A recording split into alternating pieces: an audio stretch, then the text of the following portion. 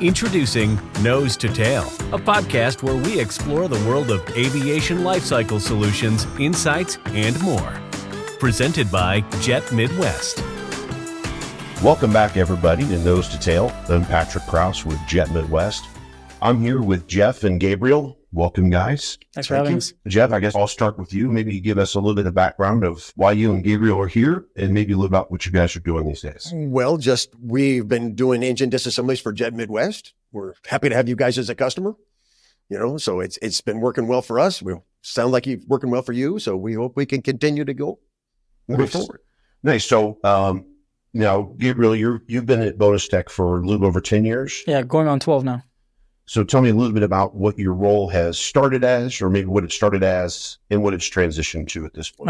Started off as a tagger, inspector for the parts. From there, I went to customer support, HR, purchasing, coordinator, and now transitioning to production manager. Nice. Now, is there one of those in particular that you wouldn't go back and do again? I don't mind HR too much, but it does take a lot of time and a lot of finesse. So that is a lot of breathing. Way to put it. Yeah. Finesse. I like that. I like that a lot. I went through the same happenstance. We had turnover with our head of our HR maybe about 18 months ago, and I had to wear that hat for a solid 6 months. So you don't miss it. I have a lot of empathy, and I found a great human being to replace me, which was the best decision that I've made in a really long time. So now, prior to being at Bonus Tech, I just was on checking out some history on you. You were on the nuclear side. Correct. I worked for FBO for Bechtel, contracted in. What was the biggest maybe benefit of coming out of a different type of industry into aviation? Interesting, because I didn't realize that during working at the plant, there would be a low pressure turbine, high pressure turbine, diffuser, condenser, things that we find on the planes, or in the engines in this case. The safety side on their end was super strict. Obviously with us, it's not as much because it's not, radioactive, but it is interesting. And it was a good transition. Yeah, very nice. Now, who was it that actually searched you out and found you, or how did you make that transition? The production manager before me, Julio Pozo, he was a friend of mine for many years. He had a job opportunity open, and he thought my expertise in computers and other stuff that I can do would help, and I came in. That's awesome. It's amazing how just the networking we do in our lives, and sometimes not even just in our career, but the place in our lives, how those things come to help benefit us throughout all of our lives. Definitely. Yeah. So Jeff, maybe tell us a little bit of your journey with Bonus Tech. Mine's a long journey. Basically, I've been working in Miami. I started out working for George Batchelor in international air leases way back when. Started in 86 and ended up in 96. Left him after he had a heart attack and things were starting looking a little shaky. Started doing a little bore scoping for on demand out there in the world. Had to live on the road a little too much. A friend of mine at Kellstrom Industries asked me if I'm ready to come back and go to work in a full-time job. And I said, yes. So I started at Kellstrom, stayed with Kellstrom until like the second or third layoff. And then once I got laid off from there, it was like, can I go work for someone else or do I start my own thing? So that's when we started Bonus Tech doing disassemblies and took off from there. That's awesome. We were talking just a few minutes ago. We happen to be sitting in the ex-TWA overhaul base here in Kansas City, and converted an old back office, right? And but you were telling some stories about some motors that you guys had worked through some purchases on with TWA. Maybe you can give us a little flavor of what happened here before. First one was a JT97A that was coming back from lease. And it was put from TWA to Kellstrom Industries. And we had to run it through the test cell. And I had to come out here during the process and watch it go through the test cell and make sure it was ready to go and serviceable for the next lesser. So I did that with the JT90-7A. And then later on, we actually ran a JT90-7R4D through repair. I couldn't say overhaul, but through a heavy repair.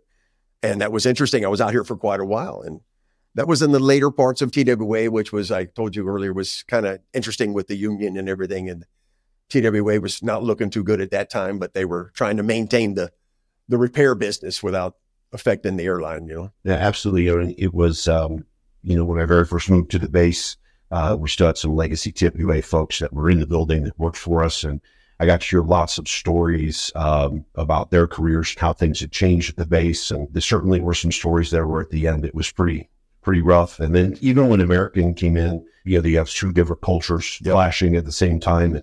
certainly behave differently from a business model standpoint. So I could see that. But I know in their heyday, I think they were close to 300 narrow body engines going through the overall shop, plus another 80 wide body engines. So I think there's some quite large capacity that was over in the engine shop, and that's been a pretty cool place to be able to take over that and regenerate it, put an MRO back in there, although we're doing different things than that. A lot of different things. Yeah. Jet Midwest is not, we don't fear just trying something new. No, Why not? Give it a go. What the heck? We're going to buy spaceships at some point. Anyway, so it certainly was an American TWA culture was something different. And then obviously Jet Midwest comes in and we take on just about anything. So that's pretty awesome. Impressive, Yeah. Let's talk about capacity and what we're doing today. I think we could dovetail that into what we're going to head towards if there's a new product we're going to be coming down the pipeline.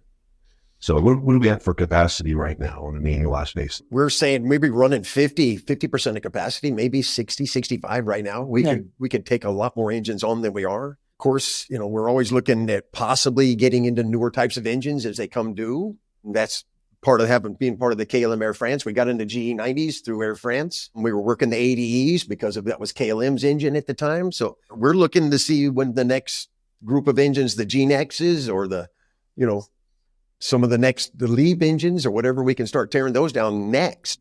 They always tell me, oh, you're not going to get those for a long time yet because they're not going to go for teardown. Well, the teardowns come quicker than you realize once things start rolling, So from a quantity of engines, maybe you can give the viewers maybe a perspective on how many motors you're putting through on maybe a monthly basis. 14, roughly, give or take. That's pretty busy. That's not that bad, but never as busy as we like to be, as they like to say. Always a business of more. Yeah, that's very true. And I'm guessing that it's a reverse manufacturing process, right? You're disassembling, and for all those out there, Jet Midwest uses bonus tech for all types of motors, and I know that our team in our warehouse loves the product you deliver. Your tags are impeccable. Everything's perfect and protected. And the crating that comes in for all of the customized items, every disc is in its own crate. And even the larger crates that have maybe multitudes of items in them that are smaller and lightweight, always managed very, very well. We don't have any issues with the packaging that comes in, which makes our lives really easy. In fact, we spot audit the inventory when it comes in. All of the discs will go through full audit, but the balance of the inventory goes through a spot audit. And then we just load the inventory as you guys have given it to us because it's so accurate. So I can definitely say thank you from all of my team downstairs for the quality product you guys are putting out. With the engine marketplace, I have noticed certainly there's been an increased demand in on-wing engines and an increased turn time in some of the product lines in the shop. And you guys are, I guess, part of that solution for the in-shop, right? Helping that supply chain. What have you guys seen in terms of trends maybe in what's happening in the engine market? Well, look, when we first got started, we would bring an engine in for teardown. We would tear down the engine. We would tag the engine, and we would pack the engine, and we would ship the engine. That was it. It was a standard process, boom, boom, boom, boom, follow line. Now it's completely changed at the part in the middle.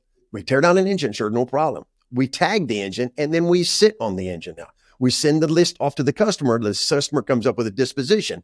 What do they want drop shipped? What do they want returned? Now they don't want to send all this stuff back, so they might want to scrap on site, or they want to have their scrap and their good stuff segregated before it gets back to them.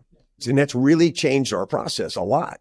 We've had to adapt, and like everybody does, we've had to change the speed of what we do things and offer different services. Now we're having to do inventory prior to the engine dismantling because they're like, what do we have? We want to get it out. So we had to tell them ahead of time, hey, we got these items on there. All right, take those off, tag them, ship them. They got to go out now.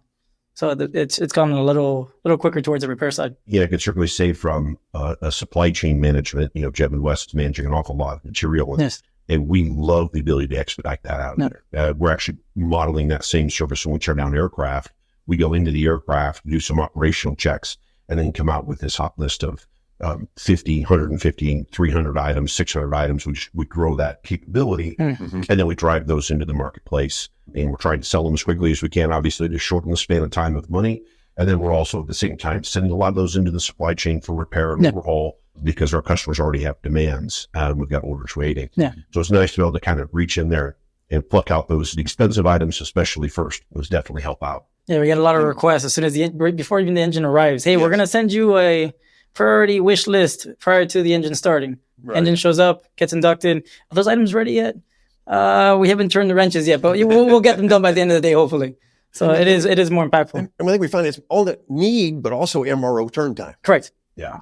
That's what they're saying. That their MRO turn times are extended out so much that they got to get the parts to the MRO as fast as they can. And they got better since COVID, but still takes time. So the sooner the items go in, the sooner eventually they come back. So faster in, faster out. Yeah. You know, I've also noticed because of that slow time period at some of those engine MROs, I've noticed some aircraft that, we pursue purchasing the aircraft, right? And a lot of the aircraft that are in a plane zone to be pulled out of service and maybe dismantled or go on to their second life. The leasing companies, a lot of them are saying, you know what, we've already sold the engines. We're going to pull these aircraft out at 8 or 9 or 10 years instead of 14, 15, 16. Yes. They're pulling them out sooner so they can get those engines back out on lease while the rates are high. Yeah. And then that also causes another problem, which is no one wants an airframe with no engines. Right. Yeah. So what's happening is that goes into guys like me, and then I tear it down and it's gone. Now we've lost an aircraft capacity. Mm-hmm. We've lost lift capacity, and they're trying to manufacture capacity, which is also a long lead time for those type of things. So maybe some layer of cascading challenges there between the engines and the airplanes. And really is the shop MRO lead times. How are they going to recover from that? If there is a recovery, or is just the new norm? I would hope it recovers as they get people trained up. I mean, we lost a lot of experience after COVID. A lot of the old timers said to heck with it, and they said they're not going to work anymore. And so we lost a lot of the guys that would have stayed on maybe a few more years and trained some people going forward. And then the airlines didn't know when they were going to go back to air. So they got rid of a lot of the older guys that were close, like they give them packages to retire. So I think we lost a lot of experience, and it's going to take time to get the people back up to speed and the experience back up to where it was, and to where we can get the turn times back where they were. From an operational standpoint, you obviously have as partners with Air France and KLM, right? So you have access to a lot of tooling and manuals and those type of things. I'm always curious on the tooling side, how much of that you guys actually do on your own. I had some meetings with Air France a couple of months ago on a maintenance project, and they had actually taken and created a better tool than the OEM's design, and they were sharing some of those details with us. And I wonder how much of that you guys are doing that's really making your lives better. Or do you have clients that just demand, hey, I need you to use the OEM preferred? It's a hit and miss. It depends on the customer pertaining to the engine configuration or type, but it's like half and half. But they've given us some of their little secrets that we found this works better. Use this when you're tearing this down, especially on like the GE90s and stuff like that. And in the CFMs, we've got some help on, taking out some of the parts on the CFM. So they give us some background. We have our CEO is from Air France. So he's always feeding us stuff from the shops over in Paris. It helps. It helps us out a lot. Especially when they're willing to come over and give us a lot of the training or tooling, especially with their specialties over there. It helps a lot. The GE90, they trained us on the GE90. Specifically, they brought people over and sat there for like a month and change. Yeah. And it made a huge world of difference. Well, it's certainly great to have great partners, and certainly them having their own engine shops. Yeah. They've got a lot of expertise. So what a fantastic result to have your partners come in and help you with the training and tooling, because it obviously benefits them, right? Those parts. Yeah, absolutely. If I tear down a GE90, many of those parts are going to end up in the Air France shop doing builds there anyway. Yeah. So it is a win-win, certainly for you guys. We'll continue this discussion on the next episode of Nose to Tail, a podcast presented by Jet Midwest. Don't forget to please like and subscribe to our channel.